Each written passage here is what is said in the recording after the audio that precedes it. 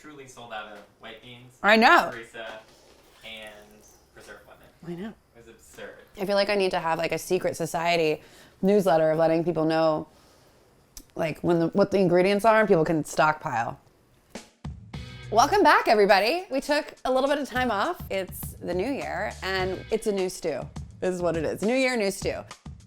I struggled with publishing another stew recipe because it was automatically going to be compared to the stew. It's like when you have a kid and then you have another one and then like you're always compared to your older brother or sister. I will in the future make more stew recipes, but because this is the second one, it's a lot of pressure.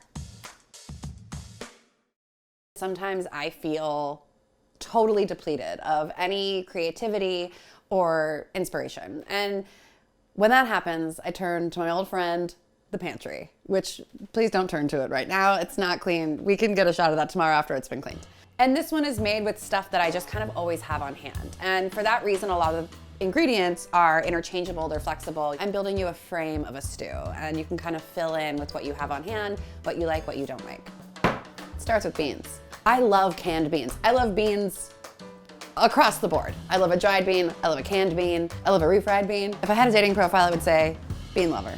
You can really use any kind of bean you want. I prefer a creamier bean to a starchier bean. I find things like pinto beans to be starchier than something like a cannellini bean, which to me tends to be creamier. For this one, I'm gonna use 3 different kinds because 3 beans are better than 1. Opening a can with a can opener is one of my top 5 least favorite kitchen tasks. I hate opening cans. I really do. So this is a real joy.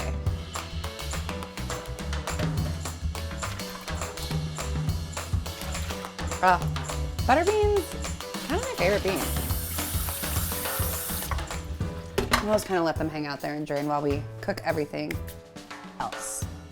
I feel like I always default yellow, so I was like, let's mix it up. Let's go red. Should we do like a super montage cut of every time I've ever peeled an onion? Like match the onion with the dish. That's a boring game. This garlic is really pretty.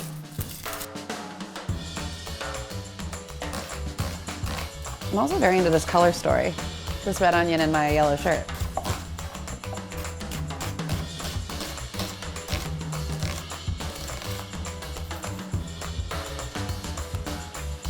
I feel like people are aghast with how much olive oil I use in my cooking, but like, guess what? My food tastes really good. And it's because I use a lot of olive oil.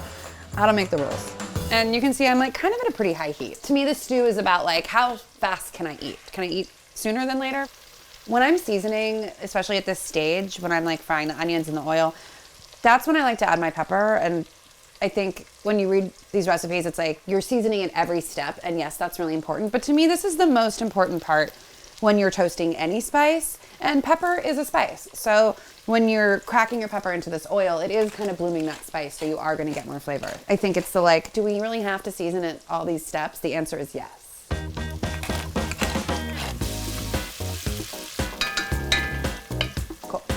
I love using broccoli rabe. Oh, hello.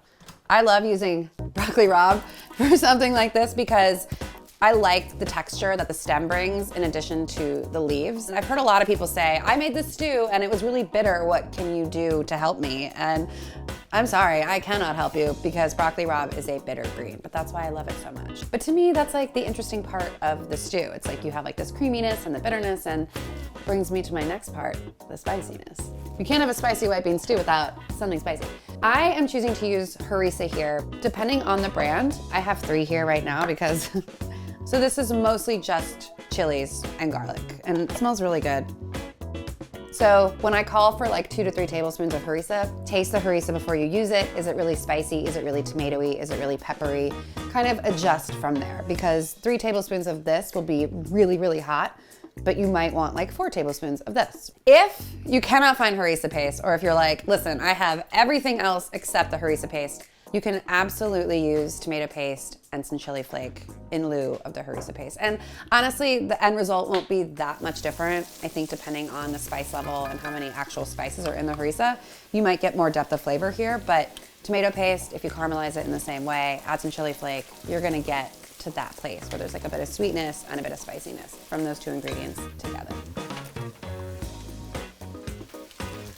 I mean, honestly, I would also, in another version of this video in my life, I would just stop here. Beans cooked in like a spicy oil with garlic and onion is such an awesome side dish if you kind of want a way to make beans a bit more interesting than just from a can, which, to be honest, not that interesting.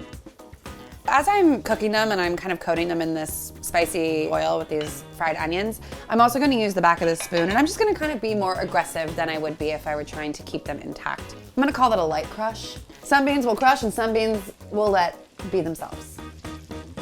This is a good time to kind of like check in with the beans before you add your liquid.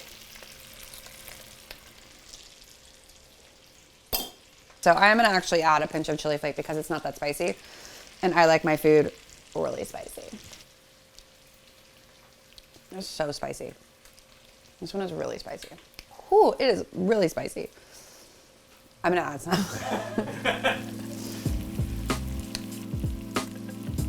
So for the broccoli rabe, I want the leaves to be just wilted, and I want the stems to stay kind of crunchy. And I think that when you drop, you know, whole things of broccoli rabe like this into a stew, it can be kind of a challenge to eat. I'm gonna just basically strip these from the thicker stem, and then anything that's left at the top, I'm just gonna snap off, and that can go in whole.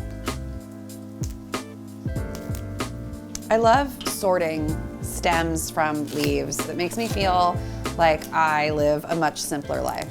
All right, I'm gonna add the vegetable broth. I'm using vegetable broth to keep it vegetarian. Why not?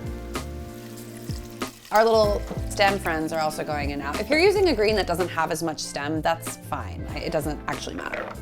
Oh gosh.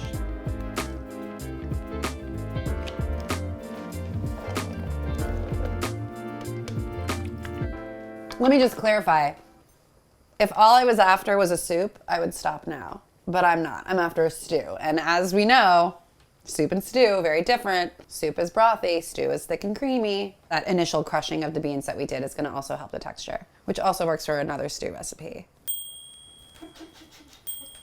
How many winks can I get? Many winks. I think winking is actually the creepiest thing a person can do.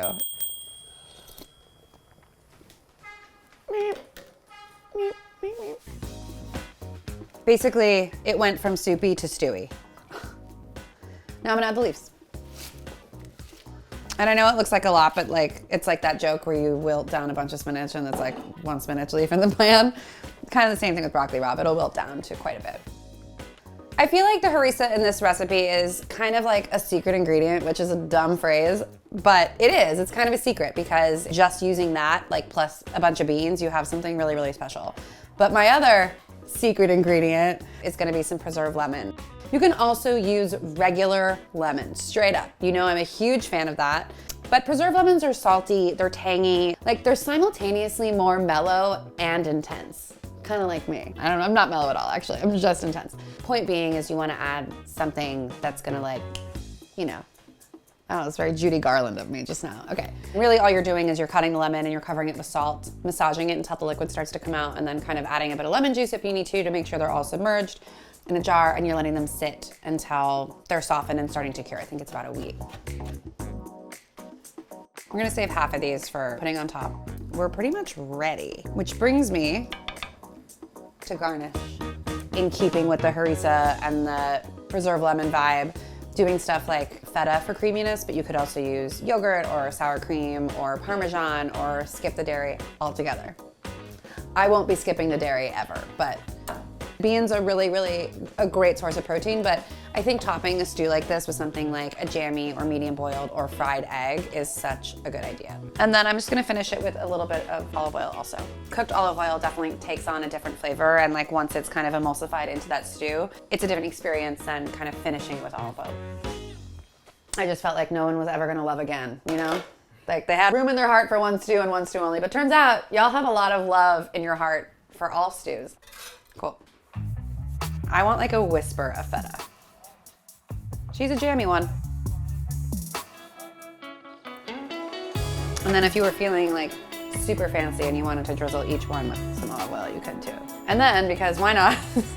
This is like, I'm like, and then, let me just pull out like 50 more ingredients. No, that's it, I swear, that's it. We're not topping it with anything else. But I think that just goes to show you that you really could, you could keep going if you wanted. It is really good. I hope that you continue to love her as I love her. The stew 2 TOO. The stew 2. Ooh, stew 2. I like that. I've heard stew 0.0, the new stew, stew round 2. I've heard like the stew spelled out like the like ST number 2. Oh. I've also heard like stew 22, like 2020, but with like the stew in the middle. That like didn't quite work, but some of you lacking in the creative department, some of you pushing the envelope, which I really love to see. But keep trying.